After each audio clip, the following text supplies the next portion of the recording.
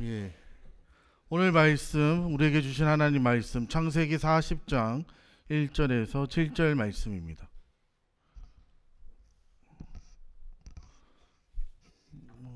찾는 소리가 전혀 없네요. 예, 뭐 다 찾은 건가요? 화면이 있어서 그런가요? 예. 안 찾는 거죠? 예, 창세기 40장 1절에서 7절 말씀 우리 한 절씩 교독하여 읽도록 하겠습니다. 그 후에 애굽 왕의 술 맡은 자와 떡 굽는 자가 그들의 주인 애굽 왕에게 범죄한지라.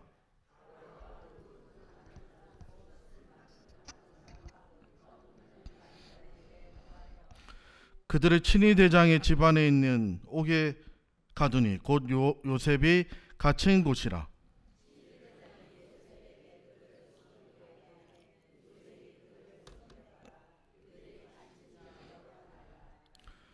옥에 갇힌 애굽 왕의 술 맡은 자와 떡 굽는 자 두 사람이 하룻밤에 꿈을 꾸니 각기 그 내용이 다르더라.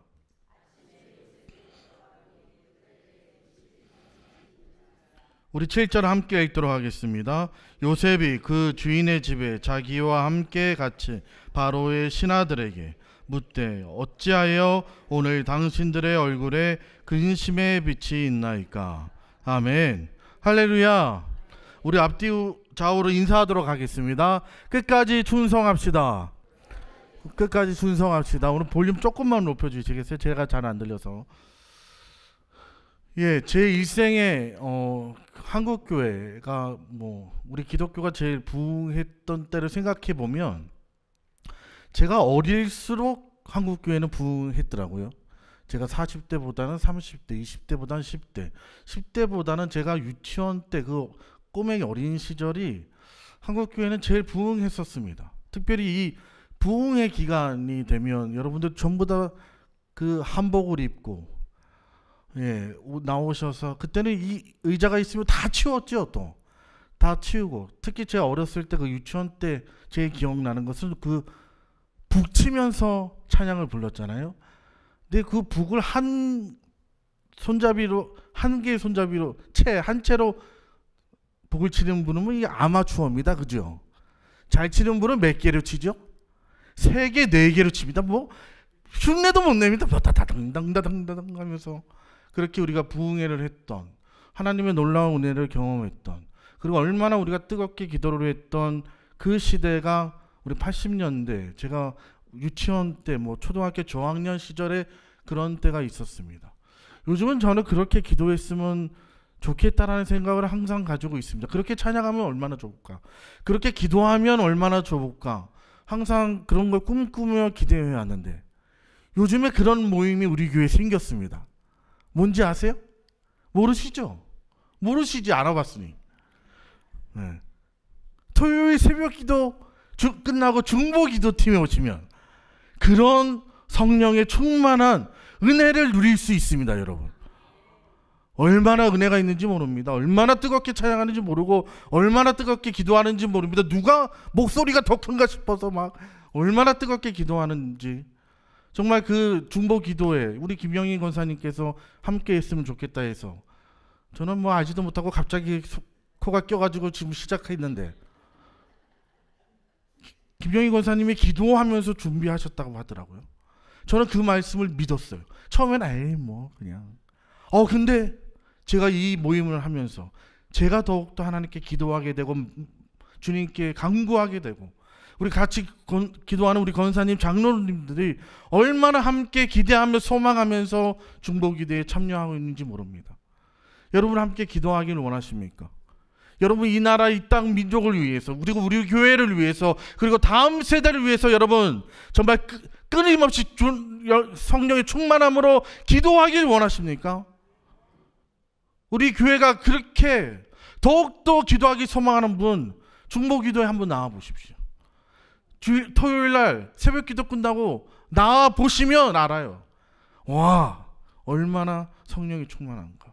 하나님의 은혜가 우리 교회에 임하고 있구나. 하나님께서 우리 교회를 통해서 일하실 것이다라는 것을 중보기도를 통해서 저는 날마다 깨닫고 있습니다.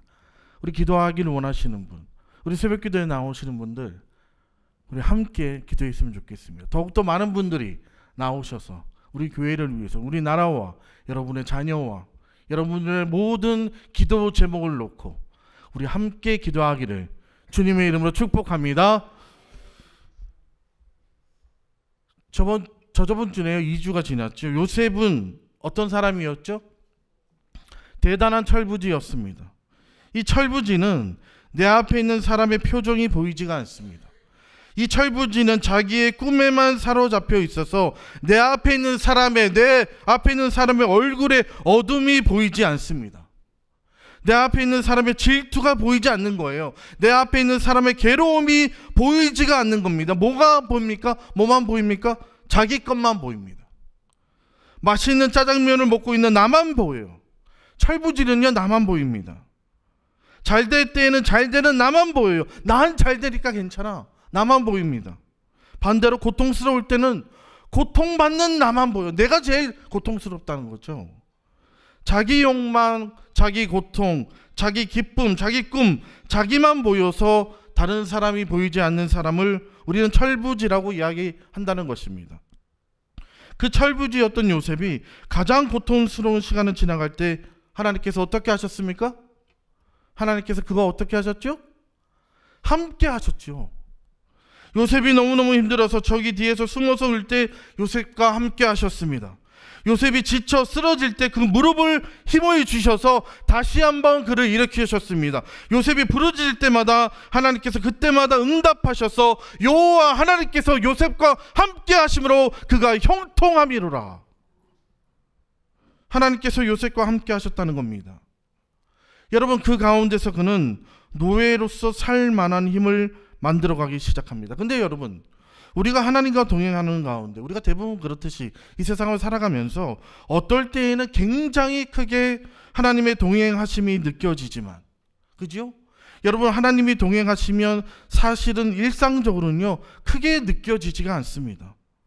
여러분, 어떨 때는 굉장한 위로로 요셉에게 와 나와 함께 하시는구나 하나님이, 내 아버지의 하나님, 내 할아버지의 하나님이 나를 지키실 줄 믿습니다. 이것이 막 느껴지고 용솟음 치질 때도 있지만, 여러분 어떨 때는 느껴지는 게 아무것도 없을 때가 있습니다. 이 하나님이 살아계신가? 예수가 살아있나? 여러분, 성도 여러분, 여러분들의 느낌과 상관없이 하나님은 여러분과 함께 하십니다. 제가 이것을 경험한 적이 있습니다. 제가 여러분에게 추천을 드리면, 이제 서울에 가시면 북촌역이라고 있습니다. 경복궁 옆에, 경복궁 쪽에 이 어둠 속의 대화라는 그 체험 전시가 있습니다. 어둠 속의 대화. 33,000원으로 할 수 있는 최고의 경험, 33,000원으로 2시간 동안 할 수 있는 최고의 경험을 꼽으라 한다면 저는 어둠 속의 대화를 출전할 겁니다. 이것이 뭐냐 하면 완전한 어둠에 들어가는 체험입니다. 완전한 어둠. 여기저기 영화에서도 그런 게 나오는데, 내가 어디 저 깊은 탄강에 갔다가 갱도에 갇히지 않는 한 사실 빛이 한 줄기 없는 완전한 어둠을 경험해 보신 적은 뭐 거의 없으실 것입니다. 그렇죠? 옛날에 뭐 행성이 조금 낙후됐을 때, 제가 어렸을 때 30년 전에 행성 시골에 가면 빛 하나 없어도 그래도 어딘가 빛이 있죠. 뭐 하늘에 달도 있고 별도 있고, 아무리 시골 저 계전리 뭐 저기 갈풍리 들어가도 그래도 빛이 있었습니다. 근데 사실은 이게 시각 장애인을 체험하기 위해서 만들어진 프로그램입니다. 그러면 이제 이것이 이제 들어가서 거기에 아무것도 없는데 제가 지팡이 하나 의지해 가지고서 빛이 하나도 안 보이는데 들어가서 길을 가고 또 그 다리도 건너고 배도 타고 보트도 타고 물도 맞고 음식도 먹고 시장에 가서 물건들도 만지고 한옥집에 가서 평상에 앉아있고 카페에 가서 차도 마시고 막 이런 체험을 하는 겁니다. 2시간 동안 하는 겁니다. 제가 이것을 전에 여자친구랑 같이 갔었습니다. 누가 추천을 해줬는데 들어갈 때 남남인데 나올 때 커플이 된다고 해서, 이게 어두우니까 얼마나 서로를 의지하는지 모릅니다. 그래서 갔더니 저랑 여자친구 그리고 한 6명 정도가 이제 같이 한 팀이 돼서 거기에 들어가게 됩니다. 커튼을 걷고서 이제 들어가세요. 그러면 지팡이 하나 들고서 들어가고 간 다음에 커튼을 딱 치면 완전한 어둠이 시작됩니다. 그냥 시각만 차단됐을 뿐인데 그대로 저는 그 자리에서 얼어버려요. 아무것도 안 보여요. 정말 이런 어둠을 경험해 본 적이 없습니다. 저는 의심이 굉장히 많은 스타일입니다. 저는 뭐든지 이렇게 좀 따지는 스타일이고 의심이 많고 좀 논리적인 스타일인데, 그때 간 여자친구는요, 생긴 건 아주 이쁘장하고 연약했는데 얌전하게 생겼는데 굉장히 직관적인 사람입니다. 용기가 있어요. 그래서 막 그 어두운 데를 막 가는 겁니다. 근데 문제는 뭐냐면 제가 제일 맨 뒤에 있었는데요. 그래서 그 여자친구의 그 어깨를 잡고 가는 겁니다. 제가 앞에 있는 사람의 어깨를 잡고 지팡이를 집으면서 그 어두운 곳을 가는 겁니다. 근데 이 여자친구가 성큼성큼 너무 빨리 가니까 제가 이걸 자꾸 놓치는 거예요. 앞에 사람을. 그래서 여자친구 어깨를 놓치고 그 자리에서 지팡이 들고 어려버려서 가만히 서서 이거 어떻게 해야 되지? 진짜 여기에 사람이 6명이 있지 않습니까? 6명이 들어갔는데 근데 아무도 없는 것 같아요. 아무것도 없는 것 같아요. 그냥 시각만 차단됐는데 세상이 아무것도 없는 것 같고 나만 혼자 내버려둔 것 같습니다. 그래서 가만히 있는데 다행인 건 뭐냐 하면 이 2시간의 코스를요, 이 6명 다니는 게 아니라 여기에는 누가 있냐 하면 로드 마스터가 있습니다. 이 로드 마스터는요, 그 여기 안에서 한 3달을 지내면 뛰어다닐 수가 있대요. 이게 적응하게 돼서 막 뛰어다닌다는 거죠, 이 로드 마스터는. 그래서 이 로드 마스터가 처음에 가면은, 자, 저는 여러분들의 로드 마스터입니다.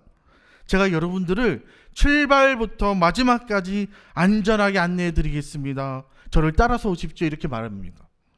그래서 이제 막 가는데 문제는 전 여자친구의 어깨를 잡고 가다가 여자친구의 어깨를 자꾸 놓치는 데 문제가 있습니다. 아무것도 없는 것 같아요. 자꾸 놓치니까. 얼어버려서 어떻게 해야지, 어디로 가야 되지, 가만히 있는데 저쪽에서 로드마스터의 목소리가 들려옵니다.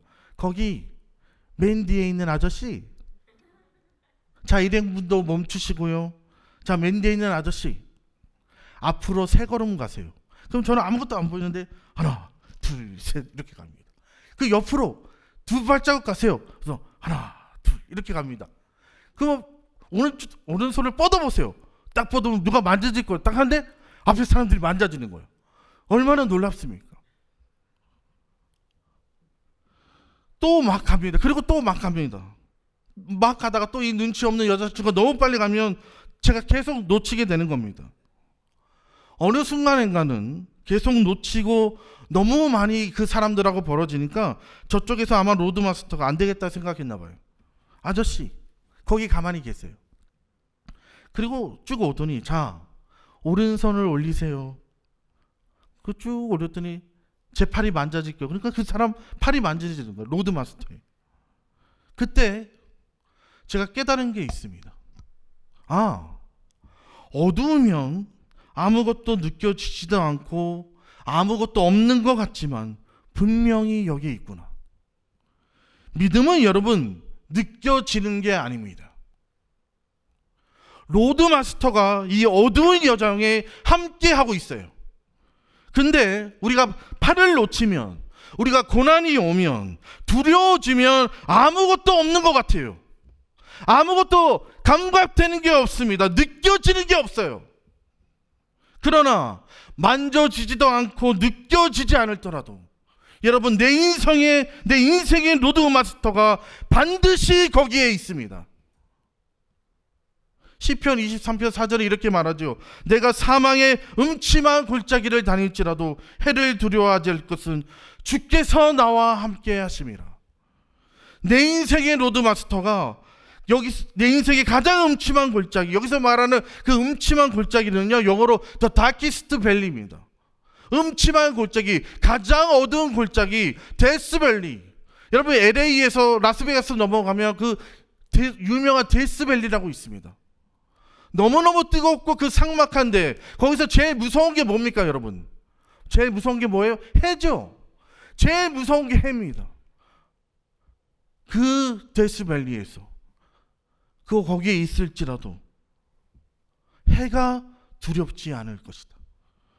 철부지였던 요셉이 노예로 팔려갔을 때, 내가 그렇게 사랑했던 사람이 나를 배신했을 때, 내가 가진 건강을 상실하게 되었을 때, 내가 너무너무 사랑하는 가족을 상실하게 되었을 때, 내 삶이 더 이상 어떠한 실마리도 잡을 수 없을 만큼 산삭조각 나가게 되었을 때, 예전에는 그렇게 은혜되던 말씀들이 나한테는 그렇게 그 어떤 은혜도 이제 되지 않을 때 느껴지지 않아요. 여러분, 감각되지 않습니다. 그러나 주께서 나와 함께 하심이라.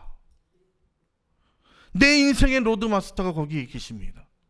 내 인생의 로드마스터가 우리와 함께 하심을 여러분 믿으시기 바랍니다. 그 로드마스터가 저같이 의심 많은 사람, 그러니까 그분이 이더라고. 그 로드마스터 나한테, 아저씨 왜 이렇게 의심이 많아요? 아저씨 제발 좀 잘 따라오세요. 그래서 제가 뭐라 그랬어요? 제가 이거 한 15년 전인데, 나 아저씨 아니에요, 뭐 이렇게 했어요. 나를 아저씨라 부르는 그 얄미운 로드마스터가 정확하게 나를 출구까지 데려다 놨습니다. 여러분의 로드마스터가 여러분을 출구까지 안내할 겁니다. 우리 인생의 출구, 죽음이라는 그 죽음 너머의 그 영원한 하나님 나라라는 가장 좋은 출구까지 하나님께서 인도하신 것을 믿고, 지금 주님은 나와 함께 하신다, 나는 하나님을 믿는다, 주님 내 생각은 틀립니다, 주님이 옳습니다, 주님 나는 모릅니다, 주님이 아세요, 주님 나는 할 수 없습니다, 주님이 하십니다라는 믿음으로 주님의 팔을 붙잡고 걸어 나가시는 우리 모든 성도 여러분들 되시기를 주님의 이름으로 축복합니다. 요셉이 그랬던 거예요. 여러분, 그 철부지가 경험하게 된 가장 고통스러운 시간을 하나님께서 함께 해주셨습니다. 그 아빠도, 그 눈치 없었던 아빠도 함께 해주지 못했고, 새 엄마들도 그와 함께 해주지 못했고, 배다른 형들도 함께 해주지 못했고, 색동옷도 없고 그 아무것도 없을 때 하나님께서 그와 함께 해주셔서 이 철부지의 노예 시절을 지나가게 되고, 이 철부지의 감옥 시절을 지나가게 되는 것입니다. 여러분, 저는 사실 이 고통이 축복이라는 말 사실 별로 좋아하지 않습니다. 여러분들은 좋아하십니까? 저는 별로 안 좋아해요. 그 말을 해도 은혜가 안 돼요, 저는 사실. 왜냐하면요, 고통이 오면 그 사람이 은혜의 길로만 갑니까? 아니요. 전 고통받아서 그냥 그 삶 자체가 삐뚤어지는 사람들 저는 많이 봤습니다. 그 고통 때문에 인생이 날아가는 경우를 많이 봤습니다. 고통을 사람을 파괴합니다, 여러분. 그 고통에 의해서 산산조각 나서 삶이 삐뚤어지는 사람들 저는 많이 봤습니다. 만약에 여러분이 고통이 왔는데 하나님께 더 의지하고 하나님께 더 가까워지고 있다면 그것이야말로 성령의 놀라운 인도하심인 줄 믿으시기 바랍니다. 고통이 오면 삶이 파괴돼요. 산산조각 나요. 꼬맹이들도, 애들도 힘들면 뭐라 그럽니까? 나 엄마 말 안 들을 거야. 고통은 삶을 파괴해요. 마찬가지로 고통만 그렇습니까? 아닙니다, 여러분. 내 인생이 잘 풀리고 있습니까? 그때 뭐가 오지요? 달콤함이 오지요. 달콤함이 오면 그 인생 삐뚤어집니다. 제가 보니까 여러분, 고통만 받으면 삶이 파괴되고 사랑만 받으면 철부지가 됩니다. 근데 그 고통이라는 그릇에, 이 고통이라는 그릇에 그 사랑이 담겨질 때 놀라운 하나님의 사람이 빚어지려 되는 것입니다. 그 고통이라는 그릇을 하나님께서 준비하시는 거예요. 사랑을 그냥 부어주지 않습니다. 그렇다고 사랑을 그냥 부어주지만 형체가 없어요. 하나님은 사랑을 그냥 부어주시면 이게 하나님의 사랑인지 내가 잘난 건지 우리는 알지 못합니다. 하나님이 그냥 마냥 사랑을 부어주시면 이게 그냥 내가 잘난 건지 하나님이 잘난 건지 알지를 못합니다. 어쩌다 보니까 당연하게 된 건지. 고통이 있을 때 비로소 이 놀라운 사랑은 하나님이 주신 거구나. 고통이라는 그릇에 그 놀라운 하나님의 사랑이 부어질 때 그 사람이 하나님의 사람으로 빚어지고 그 사람이 성숙해지고 무엇보다 주님이 원하시는 그리스도의 사람으로서 철들기 시작하는 것입니다. 그 철이 없었던, 아버지한테 사랑만 받았던 그 철부지였던 요셉이 고통을 지나가고 고통 가운데 하나님께서 함께 하시면서 하나님의 사랑이 노예일 때에 감옥에서 부어지니까 요셉에게 놀라운 일이 일어나기 시작합니다. 창세기 40장 6절에서 7절 말씀 보겠습니다. 이렇게 나와 있죠. 6절에 잘 보십시오. 아침에 요셉이 들어가 보니까 그들에게 근심의 빛이 있는지라. 7절 볼까요? 요셉이 그 주인의 집에 자기와 함께 갇힌 바로의 신하들에게 묻되 어찌하여 오늘 당신들의 얼굴에 근심의 빛이 있나이까. 지금 감옥입니다, 여러분. 아침에 요셉이 들어가 보니까 그들에게 근심의 빛이 있는지라. 지금 요셉이 감옥에 있습니다. 감옥에서도 뭐가 됐죠? 매니저가 됐죠. 열심히 해가지고 하나님께서 함께 하심으로 힘들고 어려웠지만 그가 한 눈금씩 하루씩 여기 혹시 여기 이 자리에 극심한 고통을 당하신 분들께 저 당부드립니다. 하루만 사십시오, 여러분. 하루씩 그 하루에 하나님이 함께 하시거든요. 아침에 눈을 뜨는 예로 나 오늘 저녁에 하나님 감사합니다. 웃으면서 자면 안 된 거다. 내일은 나를 모른다. 하나님과 함께 하루씩 살아가시기 바랍니다. 요셉은 그렇게 감옥에서 하루씩 가다가 보니까 기운을 내서 그는 다시 감옥에서도 성실하게 일하게 되고 그는 간수에게 인정받아서 매니저가 됐어요. 무슨 말입니까, 여러분? 감옥에서 매니저 뭐가 됐다는 거예요? 감옥 영화를 한번 상상해 보십시오. 매니저가 됐다고 하니까 뭐 대단한 거 된 줄 아는데 빵장이 된 거죠. 빵장이. 그죠? 영화를 보면 빵장이 된 겁니다. 감옥에 가면 빵장이 있잖아요. 그러면 이제 가운데 빵장인 요셉이 있을 테고 옆에 박씨, 이씨, 김씨, 채씨들이 있겠죠. 근데 어느 날 오늘 성경에 보니까 신빙 2명이 들어옵니다. 누굽니까? 그죠? 술 맡은 간원장, 떡 맡은 간원장이 들어옵니다. 그러면 여러분 신빙이 들어오면 감옥에서 뭐 합니까? 신고식 하죠. 신고식 어떻게 하죠? 뭐 요즘 전문적인 용어로 다구리 바른다. 그죠? 근데 감옥에서 신고하시면 어머 우리 감옥에 신빙이 왔네. 노래 뭐 이렇게 했겠습니까? 아니죠. 아마 딱 폼 잡고서 야 너 뭐 하다 왔어? 저는 술 맡았습니다. 너는 뭐 하다 왔어? 저는 떡 맡았습니다. 이 사람들은요 신빙입니다. 근데 6절에서 아침에 요셉이 들어가 보니 그들에게 근심의 빛이 있는지라. 요셉이 그 주인의 집에 자기와 함께 갇힌 바로의 신하들에게 묻되 어찌하여 오늘 당신들의 얼굴에 근심의 빛이 있나이까. 얼굴이 어둡네요.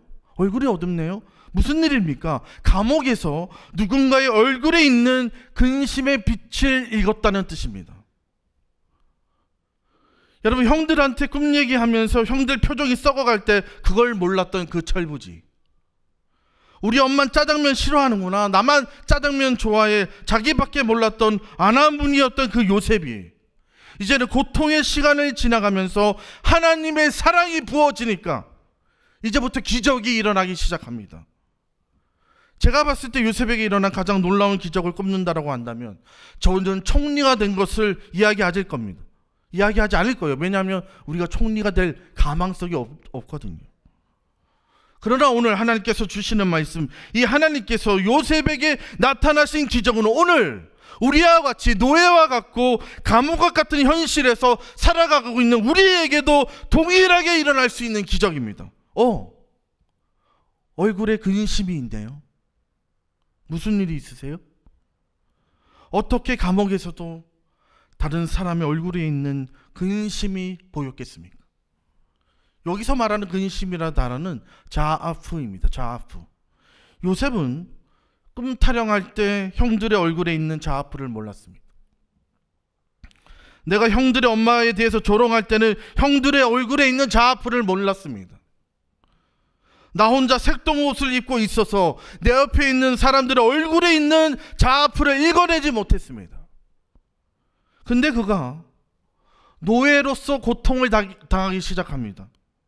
내 얼굴에 자아프가 가득해지죠.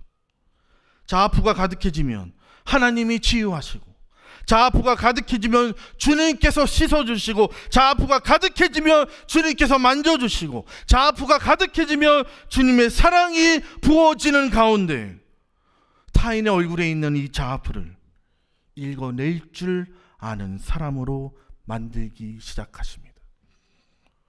그 얼마나 세밀한 차이입니까, 여러분? 감옥이면 모든 사람의 얼굴이 사실 일그러져 있을 텐데, 그래서 여러분 직장 동료 얼굴에 있는 그 자아프를 못 읽어내는 거 아닙니까, 여러분? 내가 내 이웃의 얼굴에 있는 그 사람의 자아프를 우리가 외면하고 있는 거 아닙니까? 우리는 교회에서 우리는 형제요 자매요 우린 가족입니다라고 얘기하면서 나는 이 교회에서조차 내 형제의 얼굴에 있는 그 자아프를 읽어내지 못하고, 나 잘됐어, 나 고통스러워, 나라는 감옥에만 갇혀 있다면 당신이 진짜 죄수인 것입니다. 요셉은 지금 감옥에 갇혀 있지 않습니다. 왜요? 그는 내 동료의 얼굴에 있는 자아프를 읽어냈기 때문입니다. 이때부터 하나님께서 어떻게 하시죠? 요셉에게 탈출 계획을 시작하십니다. 나중에 요셉이 뭐가 됩니까? 너무 잘 알죠? 총리가 되죠. 꿈을 잘 꿔서 됐습니까? 아니에요, 여러분. 하나님이 왜 요셉을 총리로 세우셨을까? 요셉이 가장 고통받는 낮은 자리에 있는 사람의 자아프를 읽어낼 수 있는 사람이라면 7년의 풍년을 가지고 굶어 죽는 수천 수만 명의 생명을 살릴 수 있을 거야. 그래서 창세기 50장 20절 우리 한번 볼까요? 창세기 50장 20절 우리 함께 읽도록 하겠습니다. 당신들은 나를 해하려 하였으나 하나님은 그것을 선으로 바꾸사 오늘과 같이 많은 백성의 생명을 구원하게 하시려 하셨나니. 요셉의 마지막 고백입니다. 당신들은 나를 해하려 했으나, 형들이 나를 죽이려 했죠. 이것은 형들로 대표되는 단어지만 내 인생에 다 나를 상처 주고 고통받게 하고 아프게 하고 나를 힘들게 하고 나를 배신자였던 그 사람들, 그 모든 것을 하나님께서 선으로 바꾸셨습니다. 나와 함께 하셨고 나를 위로하셨고 나를 격려하셨고 나를 도와주셨고, 요한은 나의 산성이요 나의 방패요 나의 요새시요 나의 힘이요 나의 모든 것 대신 나의 하나님께서 나를 붙드셨습니다. 왜냐하면 오늘처럼 많은 백성의 생명을 구원하기 위해 나 혼자 잘 먹고 잘 살라고 총리를 한 게 아니고, 그는 누군가의 얼굴에 있는 자아프를 읽어내고 7년의 풍년을 가지고 7년의 흉년에 있는 수천만 명 수억의 사람들을 살려내는 하나님의 사람으로 그를 빚어내신 것입니다. 철없다, 여러분, 철없다라는 말을 제가 찾아보니까 철이 없다, 뭐 판단력이 없다, 사리 분별 못한다라는 말에서 이 철은 무슨 철이겠습니까? 이 철은 계절철이겠지요. 뭐 아시는데 그냥 대답 안 하시는 걸로. 철이 없다, 넌 아직 계절이 되지 않았어, 뭐 이런 말이겠죠. 한국에서 이 철이 없다는 말을 쓰는 까닭은 한국은 계절이 몇 개입니까? 4계절이 있죠. 그래서 난 사실 별로 안 좋아해요. 저는 여름 좋아하는 사람이라. 그러면 한국은 어떤 계절이 돼야지 수확과 열매가 있습니까? 가을이 되어야 되죠. 가을이. 너에게 아직 수확의 계절이 오지 않았구나. 너는 아직 너밖에 몰라. 네 눈엔 너밖에 보이지 않아. 너는 아직 너의 인생의 열매의 계절이 오지 않았구나. 너는 너의 고통만 보이는구나. 너는 너의 기쁨만 보이는구나. 너는 이 교회에서 다른 형제의 그 얼굴에 있는 그 자포를 읽어낼 줄을 모르는구나. 너에겐 아직 수확과 열매의 그 계절이 오지 않았구나. 그러나 그 고통이 다 지나가고 하나님의 사랑이 담겨지게 될 때 내 인생에 그리스도의 계절이 오게 되는 것입니다. 주님이 나를 얼마나 사랑하시는지, 주님께서 나와 어떻게 함께 하셨는지 그 가운데 놀라워하고 빚어지면서 내 인생에 드디어 타인의 얼굴에 있는 그 자아프를 읽어내는 그 수확의 계절, 그 철이 드는 시간이 우리에게 오더라는 것입니다. 우리 모든 성도 여러분들에게 그 그리스도의 계절이 오길 주님의 이름으로 축복합니다. 이 교회가 내 고통에만 매여 있거나 내 기쁨에만 매여 있는 것이 아니라 저 사람 얼굴에 자아포가 있어. 여보, 아까 우리 예배 드릴 때 그 집사님 얼굴 좀 어둡지 않았어? 여보, 우리 아까 예배 드릴 때 아까 권사님 얼굴에 뭔가 근심이 있는 것 같아. 이유가 있겠지. 그분이 그런 얼굴 할 분이 아닌데. 아씨, 예배 드리는데 짜증나겠지. 얼굴 뭐 똥 씹은 표정을 하고 뭐 이런 게 아니라 우리가 어떻게 할 수 있을까? 그 얼굴에 있는 것들을 읽어내고 우리가 서로가 서로에게 공감하며 함께 울고 함께 웃고 나눌 때 사람들은 여기를 하나님의 나라라고 부르는 줄 믿습니다.